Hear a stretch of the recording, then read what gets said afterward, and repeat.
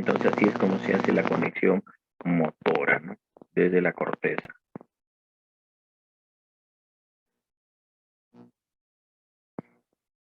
Entonces ya habían mencionado que había una transmisión directa y una indirecta, ¿no? La directa, corteza, médula espinal, donde vamos a ver que tenemos la vía córtico-espinal, cuya función es movimientos concretos de los segmentos distales, manos, pies, dedos. Movimientos concretos. O sea, es un movimiento, pero netamente de fuerza. No tiene precisión, no tiene la velocidad indicada, no tiene la precisión adecuada, la coordinación adecuada. ¿Y quién hace todo eso? La transmisión indirecta, que está dado por los ganglios basales, el cerebelo, para que lleguen a la médula espinal, dándonos funciones importantes como el equilibrio, la postura y los movimientos antigravitatorios, ¿no? Y estas son las vías por las cuales se hace posible esta vía indirecta, ¿no? Tenemos que en la médula espinal tenemos un sistema motor lateral, ¿no? Que está en el asta anterior, pero en su parte lateral, donde vamos a tener las vías córtico-espinal, que es la que desciende desde la corteza, y el haz rubroespinal, cuya función y cuyo núcleo del rubro espinal está en el mesencéfalo, en el núcleo rojo, ¿ya? Cuya función principal es la flexión de los miembros superiores. Esa es la función principal de este núcleo motor. Es igual como les explico, como el corazón tiene el nódulo sinusal, que es el que comanda toda la frecuencia, el latido cardíaco, ¿no? En este caso, la vía córtico-espinal es como decir el jefe, ¿no? Es el que comanda todo, pero si este falla, otros van a asumir su responsabilidad, no quizás con la misma fuerza, ni con la misma precisión, ni con las mismas funciones, pero la tienen que asumir. En este caso, al fallar la vía córtico-espinal, lo va a asumir este núcleo, o el núcleo rojo que está en el mesencéfalo, dado por o su comunicación de este núcleo con la médula espinal lo hace mediante el haz rubroespinal, pero tiene movimientos muy limitados, ¿no? Estos movimientos muy limitados son solo la flexión de miembros superiores, y ya vamos a ver su implicancia clínica de este haz. Y controlan pues los músculos más distales de las extremidades. Entonces, recordemos este haz rubroespinal, cuyo núcleo o cuyo centro motor está en el núcleo rojo, en el mesencéfalo. Función, control o flexión de miembros superiores. Y tenemos el otro sistema motor medial, que está igual en el asta anterior, pero en la parte medial de la asta anterior, y ahí vamos a encontrar al haz vestíbulo espinal y el haz retículo espinal, ya como vestíbulo espinal y al haz retículo espinal. ¿Ya? Estos van a ser no solamente conexión con la médula espinal, sino van a hacer conexión con la sustancia o con la parte reticular y con el cerebelo, ¿ya? Y ellos son, mediante la parte reticular y el cerebelo son los que van a modular el movimiento durante su ejecución, ¿ya? Al igual que lo va a hacer el rubro espinal, y cuya función de este sistema motor medial, que está conformado por el haz vestíbulo espinal y retículo espinal, va a controlar los músculos centrales o axiales del cuerpo, ¿no? Los axiales. ¿Qué quiere decir? Se van a encargar de la postura, de nosotros estar de pie o estar sentados con el tronco estable. De eso se van a encargar estos haz vestíbulo espinal y retículo espinal, de los músculos axiales, o sea, de nuestra postura. En cambio, el anterior, el rubro espinal, más se va a encargar de la parte distal de las extremidades, principalmente de extremidades superiores, ¿no? Y aquí tenemos el tracto, como ya les decía, córtico-espinal, que viene desde la corteza, ¿no? Pasa o bajan las fibras por la cápsula interna, sigue descendiendo por el mesencéfalo, por la parte lateral, como ya lo he mencionado, ¿no? Por el sistema motor lateral del asta anterior, desciende, ¿no? Y al final se va a decusar a nivel de del bulbo raquídeo para llegar a la médula espinal.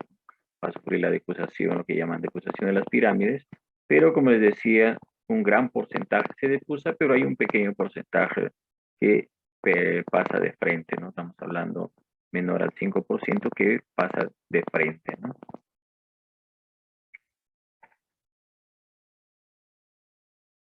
Y estas son las vías de las cuales les mencionaba, ¿no? Las vías córtico-espinal, la retículo espinal, ¿no? La aspecto espinal, rubro espinal, vestíbulo espinal y las fibras autonómicas, cuyas funciones,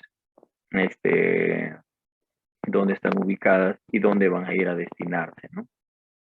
Casi todas, como veo, nos van a ir a la parte de la médula, ¿no? A las interneuronas y las neuronas alfa, algunas neuronas alfa y neuronas gamma. Vamos a ver ya a nivel de la médula, en diapositiva más abajo, quiénes o qué realizan la motoneurona alfa y qué realizan las motoneuronas gamma, ya para realizar un mejor movimiento, para mantener el tono muscular, que es el inicio del movimiento involuntario. Si nosotros no tuviéramos tono muscular, quizás no podríamos iniciar ese movimiento voluntario. Y esta es la parte ya a nivel del músculo, ¿no? Hemos estado viendo cómo la corteza cerebral con todas sus vías, los ganglios basales, el cerebelo, diseñan el plan, mejoran el plan, estabilizan y mejoran el movimiento, ya en la ejecución del movimiento, pero ¿dónde se origina, ¿no? este estímulo para que se produzca el movimiento? Estamos hablando igual, ¿no? Le veíamos en la parte de la clase de la somatosensitiva, ¿no? La sensibilidad que tiene que haber receptores, ¿no? Receptores para el frío, receptores para el calor, para el tacto, para la presión, y estos receptores llevan esa información, ¿no? Hacia la médula espinal, por vías en la médula espinal ascienden, ¿no? El haz lateral, el haz dorsal, ¿no? Vías de Gol y Burdach. Al final, ambas por el menisco medial llegan al tálamo y llega a la corteza somatosensitiva por sus vías de asociación hacia la parte motora para que haya un movimiento, ¿no? En la parte motora igual tiene que haber receptores de estiramiento o de contracción, estiramiento y de contracción muscular para que se produzca el movimiento. El movimiento no se va a producir de la nada, igual tiene que haber receptores. Y es así que tenemos pues la fibra muscular, pero dentro de la fibra muscular tenemos este receptor, ¿no? De movimiento, que es el uso muscular. Y el uso muscular en su interior va a tener a las fibras intrafusales, ¿ya? Esta fibra que vemos acá en esta parte lo ven más grande, es la fibra intrafusal, que no es una fibra contráctil, es una de sus características, no es una fibra contráctil, y esta fibra va a estar rodeada de fibras extrafusales, que en realidad son las fibras musculares, ¿no? Que sí son contráctiles, ¿ya? Entonces, la fibra muscular va a tener receptores de movimiento que perciben el estiramiento, más no la contracción, ya que es el uso neuromuscular. Pero también va a tener otros receptores como el órgano tendinoso de Golgi, que está en el tendón del músculo, que ellos sí van a percibir la tensión del músculo. y vamos a ver por qué es importante que estos receptores para la producción del movimiento. Entonces, grabémonos esta parte del receptor de movimiento, de estiramiento o de tensión o de contracción. Tenemos a las fibras intrafusales y las fibras extrafusales, que es la fibra muscular, pero el otro receptor de tensión en el músculo es el órgano tendinoso de Golgi. Estos son los que nos van a estimular un movimiento, ya sea un movimiento pasivo o un movimiento activo, ¿ya? Y vamos a ver cómo se produce eso. Entonces, ¿cómo se realiza ya el control de movimiento en la médula espinal? El receptor periférico, ¿no?, de la propiocepción, ya, en este caso, el uso muscular, ¿no?, capta el estiramiento muscular y la velocidad de cambio. Se estimula con el estiramiento de las fibras extrafusales, ¿ya? En cambio, el uso tendinoso capta, acá es intrafusales, ya, acá hay un error. El uso muscular capta o se estimula con el estiramiento del uso muscular de la parte intrafusal, ¿ya? En cambio, el uso tendinoso capta la tensión del tendón y la velocidad de cambio se estimula con la contracción de las fibras extrafusales, porque el tendón va a sentir la tensión cuando hay una contracción muscular, ¿ya? Y vamos a ver cómo se produce eso, que uno produce, por ejemplo, tiene un peso en la mano, un gran peso, por ejemplo, al gimnasio, está cargando pesas y hay una contracción muscular, ¿ya? Hay una contracción muscular, entonces este órgano tendinoso va a sentir o se va a estimular por esta contracción. Y cuando la tensión es demasiada, este es como un sistema de defensa, el órgano tendinoso de Golgi. Cuando la tensión es demasiada en el tendón, manda una información para inhibir al músculo y dejar de producir contracción. ¿Y para qué hace eso? Para evitar que se rompa el tendón. Es un sistema de defensa que tiene el músculo, ¿no? Lo vamos a ver ya más adelante. Entonces, después de que se estimula o estos receptores captan esa información, la vía aferente, que son las fibras 1, las fibras alfa, en menor cantidad la fibra 2, que ingresan por la raíz posterior de la médula, por el ganglio, ¿no? Llevan una información sensitiva, como yo les mencionaba en la clase somatosensorial, captan esta información que está en las articulaciones y en los músculos, que es la sensibilidad propioceptiva. Entonces van a llevar la información por las fibras 1 alfa, así entra por el ganglio de la raíz posterior, hasta el centro integrador que se encuentra en la médula espinal, ¿ya? Y ellos van a ser los que en este centro integrador que es la médula espinal, ahí va a haber neuronas de conexión para que el asta anterior dé una orden de movimiento. Esta orden de movimiento puede ser un estímulo excitatorio, donde va a intervenir la liberación de glutamato, o va a haber un estímulo inhibitorio para la liberación de glicina, ¿ya? Pero va a provocar que por la vía estas interneuronas del centro integrador medular, va a provocar tanto como decía inhibición o excitación. Y va a llevar esta información por las fibras gamma o alfa, ¿ya?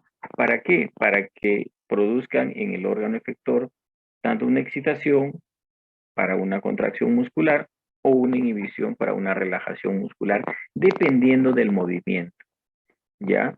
O sea, si va a producir extensión o va a producir flexión, ¿ya? Pero depende del estímulo que se esté produciendo, ¿ya? Y el órgano efector, el músculo esquelético, es el que va a dar pues el desplazamiento del segmento ya en la última etapa. Y hablamos de los reflejos, ¿no? Que son la base para que se realice el movimiento. Hablábamos, entonces tenemos que hablar del reflejo miostático directo. ¿Cómo se produce este reflejo? Este reflejo va a captar, como les decía, el estiramiento muscular, no la contracción, solo el estiramiento muscular ¿De quién? Del uso muscular. Del uso muscular que está dando por las fibras intrafusales, que no tienen actividad contráctil. Entonces, al sentir ese estiramiento, ¿ya?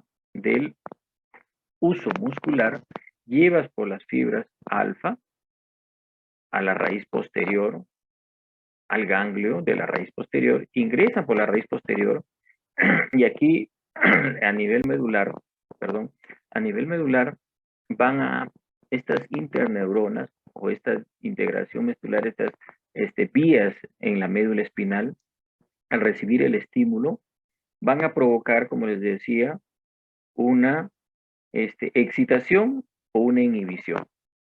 Si hacen una excitación, lo hacen por esta motoneurona alfa con estimulación de glutamato y va a regresar, ¿no? Por esta motoneurona alfa, como les decía, y va a llegar otra vez a la fibra muscular, ya no al uso, sino a la fibra muscular. ¿Para qué? Para su contracción. Si hablamos del arco, del reflejo miotático directo, se estimula el uso muscular en la parte intrafusal, llega por las fibras alfa, llega al ganglio, al asta posterior, la médula espinal le produce un acto excitatorio, regresa la información por la motoneuronal alfa y provoca la contracción. ¿Por qué se llama directo? Porque sale o sea, la estimulación se produce en el mismo músculo, en el uso muscular, pero la respuesta llega al mismo músculo. Por eso es directo. Vamos a ver en otros casos que no llega al mismo músculo, sino llega al músculo, en este caso este es el músculo agonista. Puede llegar en otros casos al músculo antagonista. Entonces ahí ya no sería reflejo miotático directo, sino indirecto. Es directo porque el estímulo se produce en la misma fibra y la respuesta se da en la misma fibra. Y este reflejo miotático es la base para el tono muscular. Este reflejo miotático lo que va en sí a mantener es el tono muscular, ¿ya? Entonces, este es el reflejo miotático, que es un reflejo monosináptico. Como vemos, es una sola. La neurona recibe, produce la médula de la excitación y regresa la información hacia el mismo músculo, monosináptico. Ahora ustedes me dirán, pero que la médula solita da la información, da la modulación desde el tono muscular. No, pues habíamos visto que al producirse la estimulación de este receptor propioceptivo que está en los músculos y tendones, entra al ganglio, ingresa a la raíz posterior. Y aquí a la raíz posterior va a ascender por la vía somatosensitiva, ¿no? Entra al asta posterior y asciende por la vía somatosensitiva hacia la corteza cerebral, ya por la vía, pues, que hemos descrito, ¿no? La vía posterior, ¿no? El cordón posterior, que es por las vías de Golgi-Burdach, hacia los núcleos de Golgi-Burdach, al tálamo y de la corteza somatosensitiva, y de ahí manda por vía de asociación a la corteza. Y la corteza cerebral devuelve el estímulo ya en la actividad motora. Pero ¿por dónde la devuelve? La devuelve a la médula espinal. Mediante estas fibras de la médula espinal, las vías de Rexen, ¿no? Que están moduladas o están comandadas por la vía motora, la corticoespinal, y regulada y modulada por las vías que hemos descrito, ¿no? Ganglios basales, del cerebelo, rubro espinal, pecto espinal, vestíbulo espinal. Todos esos son los que van a regular el movimiento para que cuando llegue acá ya sea pues un movimiento más preciso, coordinado, veloz o lento, ¿no? O sea, si bien es cierto, acá solamente vemos el reflejo, ¿no? Como tal, pero este reflejo aquí está ya recibiendo la información central, ¿ya? Aquí ya está recibiendo la información central para que produzca recién este movimiento, ¿ya? Y si lo queremos complicar un poquito más este reflejo miotático, como decíamos, acá solo hemos visto la parte excitatoria, pero también da inhibición. ¿Y a quién le va a dar la inhibición? Le va a dar, bueno, mediante liberación del neurotransmisor glicina, también por una motoneurona alfa, pero al músculo antagonista. O sea, este es agonista, el de acá es antagonista. O sea, ¿qué quiere decir? Mientras este se contrae, para de repente producir algún movimiento flexor, ¿no? El antagonista, que es el extensor, se tiene que inhibir, porque imagínense que los dos actúen a la misma manera, no se va a realizar el movimiento, ¿ya? Mientras a uno lo excita, a otro lo tiene que inhibir para que se produzca el movimiento. Si no, ahí ya vienen las alteraciones, pues, del movimiento, ¿no? Imagínense que ambos grupos se contraigan a la vez, no va a haber un movimiento. Ahí ya estamos hablando de repente de un movimiento distónico, ¿no? De contractura de músculos agonistas y antagonistas a la vez, pero eso ya se da por alteraciones, pues, en ganglios basales. Por eso que la persona con Parkinson, ellos tienen fuerza, pero ¿qué está alterado? El movimiento, o sea, el plan del movimiento. Ellos pueden mover muy lento o pueden mover muy rápido, ¿no? Por eso tienen temblor. Su caminar es lento, por eso tiene la bradicinesia, porque está alterado los ganglios basales y no están regulando bien el movimiento, ¿no? Ahí es la función de todo este sistema motor, ¿no? Que no solamente es vía piramidal. Y esto es lo que les mencionaba, ¿no? ¿Para qué sirve el reflejo miotático directo? Pues sirve para mantener la postura, nos da el tono muscular. Cuando una fuerza trata de modificar esa postura, algunos músculos son estirados y se contraen para oponerse a esa fuerza. Y es responsable, por lo tanto, como ya les mencionaba, del tono muscular, que es la resistencia que ofrecen que se ofrecen a los movimientos al ser movidos o estirados pasivamente. Esa es la resistencia que ofrecen los músculos y se da mediante este reflejo miostático directo, ¿no? Y el reflejo miostático inverso.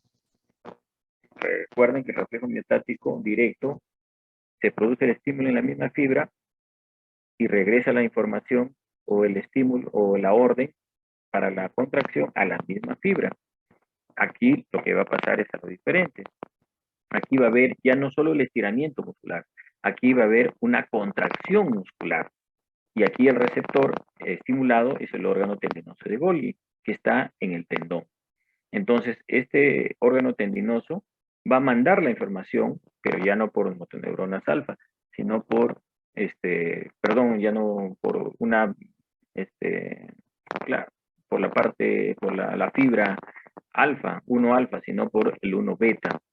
Igual va a entrar, va a hacer sinapsis al ganglio y va a entrar al cordón posterior. Igual va a producir dos estímulos, ¿no? Uno inhibitorio y el otro excitatorio. Pero aquí van a entrar otras neuronas que llamamos las interneuronas de integración medular, ¿ya? Que van a producir un estímulo o van a llevar el estímulo inhibitorio o excitatorio. En el anterior, en el reflejo miotático directo, veíamos que esto era directo, o sea, no había interneuronas, era directo, la médula espinal, la fibra entraba a la médula y se dividía en dos y daba la información, la respuesta. Acá no, acá hay unas interneuronas moduladoras, integradoras, que van a producir, que van a dar este tipo de respuesta.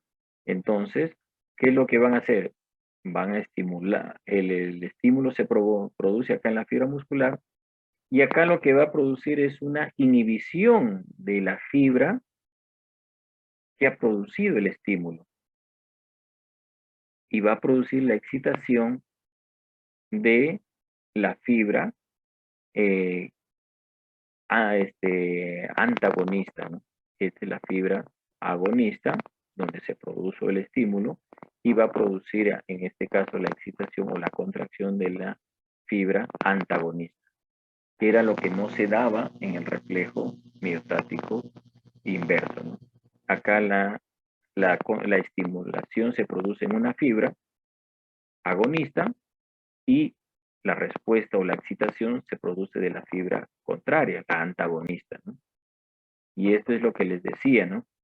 Si yo tengo una gran contracción, una gran tensión en el tendón y el músculo ya está antes de romperse, ya no puede más, se va a estimular este órgano tendinoso de Golgi y va a producir que este de acá deje de contraerse, entonces se va a contraer la otra, el antagonista, y esta deja de funcionar. Y nosotros soltamos el peso, y eso va a evitar que se rompa el tendón, ¿no? Entonces, eso de ahí es lo que va a funcionar como un sistema de defensa, ¿ya? Y esto es el reflejo miostático inverso. Y como les decía, ¿no? Este receptor, el órgano tendinoso de Golgi, son los receptores de estiramiento en los tendones, se estimulan por la contracción del músculo que retira del tendón, que tira del tendón correspondiente, no se activan por una contracción pasiva. O sea, si yo voy y le digo al paciente, préstame tu brazo y lo estiro pasivamente, ahí no se activa. Ahí quien se activa es el uso muscular con fibras intrafusales. Este se va a activar cuando hay una fuerza real. Este circuito forma una retroalimentación negativa para que la contracción de un músculo se inhibe su propia contracción. O sea, el músculo inhibe, o sea, estimula para la contracción, pero lo inhibe a la vez y tiende a mantener una fuerza producida constante, ¿no? La fuerza ahí lo tiene estimulado, ¿ya? Pero si es demasiado, lo inhibe, ¿no? ¿Y cómo funciona el extensor cruzado? ¿Ya? Este músculo, este reflejo igual se provoca, hay una estimulación cutánea, ¿ya? Aquí hay una particularidad. Eh, hay una explicación para reflejo extensor cruzado en miembros superiores y una explicación para el reflejo extensor cruzado de miembros inferiores. Y es diferente, ¿por qué? Yo recibo la estimulación cutánea, por ejemplo, algo caliente. ¿Cuál va a ser mi reacción? Retirar y flexionar, ¿no? O me ponen algo caliente y yo lo estiro para que me siga quemando. No, yo lo que hago es flexionar y retirar. Entonces, vamos a hablar lo que pasa en los miembros superiores. Yo recibo el estímulo, entra, ¿no? El estímulo por el ganglio dorsal a la posterior, ingresan, ¿no? A la médula espinal. Ahí tenemos las interneuronas, ¿no? Que van a modular e integrar el estímulo y van a dar una respuesta, dando una estimulación de los músculos flexores de ese mismo lado y una inhibición de los músculos extensores de ese mismo lado para los miembros superiores. ¿Qué quiere decir eso? Que yo recibo el estímulo caliente y mi respuesta inmediata, ¿cuál va a ser? La flexión, o sea, retiro. Y para eso tengo que flexionar. Entonces me va a activar a los músculos flexores, pero me va a inhibir a los músculos extensores del mismo lado. ¿Ya? Entonces, eso es lo que va a pasar en los miembros superiores. Ahora, ¿qué pasa en los miembros inferiores?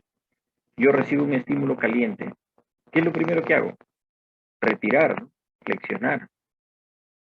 Pero, ¿y si pasara lo mismo con el otro pie? Los dos se flexionan, me caigo al suelo. Entonces, ¿qué es lo que pasa en esto? El extensor cruzado en los miembros inferiores pasa esto, que esta primera parte, ¿no? Que provoca la estimulación de los músculos flexores, pero a la vez hay una vía que cruza al otro lado del asta anterior para que me produzca lo contrario. ¿Qué quiere decir? Excitación de los músculos extensores e inhibición de los músculos flexores. ¿Para qué? Para yo mantenerme de pie en una sola pierna. Porque si yo estimulo uno con algo en la pierna, por ejemplo en la izquierda, con algo caliente, voy a retirar, voy a flexionar. Pero si la otra hace lo mismo y yo estoy de pie, me voy a caer. Entonces, esta vía, que también está dada en la médula espinal para miembros inferiores, va a provocar lo contrario en el lado contralateral. O sea, va a estimular a los músculos extensores y va a inhibir a los músculos flexores. ¿Ya? Eso es lo que va a pasar. Y eso es el reflejo extensor cruzado para miembros superiores y para miembros inferiores. ¿Ya? Es más o menos el gráfico que les explicaba, ¿no? Recibe el estímulo, por ejemplo, algo caliente, ¿ya? Lo que va a ir el estímulo, ¿no? Hacia la médula espinal, a la posterior, va a haber una regulación por las interneuronas y va a haber una respuesta, ¿no? Excitatorio para el flexor, ¿ya? Excitatorio para el flexor e inhibitorio para el extensor, ¿ya? Entonces, estos reflejos hacen esa parte en la función del control motor. Ahora, el control de la función del tronco y del encéfalo también va a tener que ver con los reflejos viscerales, ¿no? Como reflejo fotomotor, el control de la respiración, y eso que está dado ya más por la parte autonómica. Ustedes lo han explicado muy bien, ¿no? Que van el tema autonómico que va a regular toda la parte del control respiratorio, del control cardiovascular, de la función gastrointestinal, ¿no? Ya. Y lo que ya habíamos mencionado, el control del equilibrio, de la postura, de los movimientos anteriores y gravitatorios, de las fibras vestibular espinal y reticulares, ¿no? Que van a hacer sinapsis en las interneuronas e influyen simultáneamente en muchas motoneuronas para coordinar los músculos, agonistas, antagonistas, grupos musculares monolaterales y contralaterales involucrados en la postura. Entonces, todo este sistema motor va a intervenir para realizar todo este tipo de movimientos. Y esto de acá quizás es solo ya la descripción de las áreas motora primaria de la corteza cerebral que están involucradas, ¿no? En la parte motora, pero a nivel ya cortical, el área motora primaria, la corteza motora, el área suplementaria, ya, que van a estar involucradas en los distintos movimientos y van a tener una determinada función. Por ejemplo, el área motora primaria, el patrón de movimiento de grupos musculares, de la corteza premotora, imagen motora de movimiento a ejecutar, el patrón de movimiento sucesivo. Como les decía, la corteza es la que planifica el movimiento, ¿ya? Planifica el movimiento y la va a ejecutar, regulada por los ganglios basales y el cerebelo, ¿no? Y va a inducir movimientos bilaterales, simultáneos, movimientos posturales, de fijación, segmentos corporales, posición de la cabeza, etcétera, ¿no?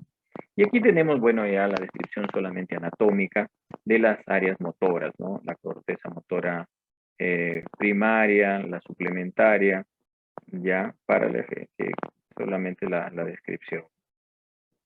Bueno, este es el homúnculo motor, ya igual que el homúnculo sensitivo, hay un homúnculo motor. Vemos que la mano y la cabeza tienen una gran representación motora eh, en el homúnculo motor.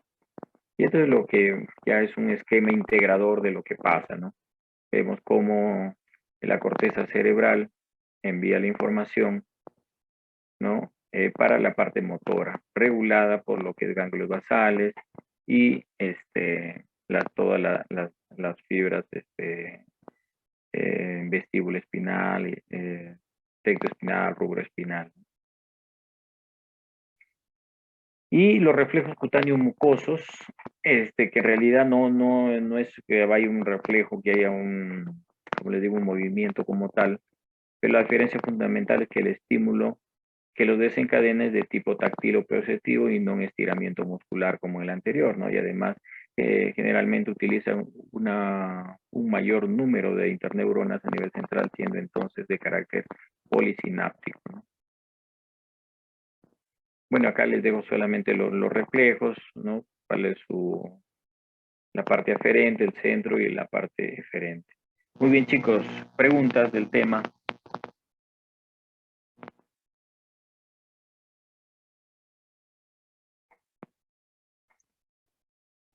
¿Todo está bien? Muy bien, chicos. Entonces, Ahí nos quedamos. El martes creo que me dijeron que le habían programado su examen, ¿no?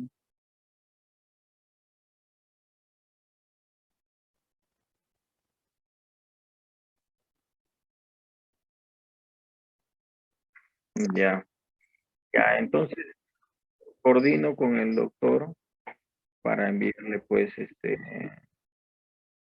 ¿quién me dijiste que le iba a tomar? El doctor Rodríguez, ¿no?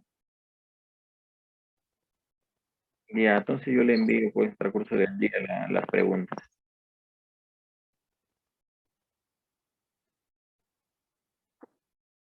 Ya te lo mando a tu WhatsApp, pues.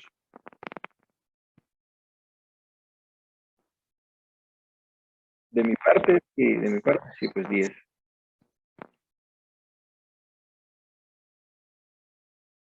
Sí, para marcar, para marcar. Ajá, sí.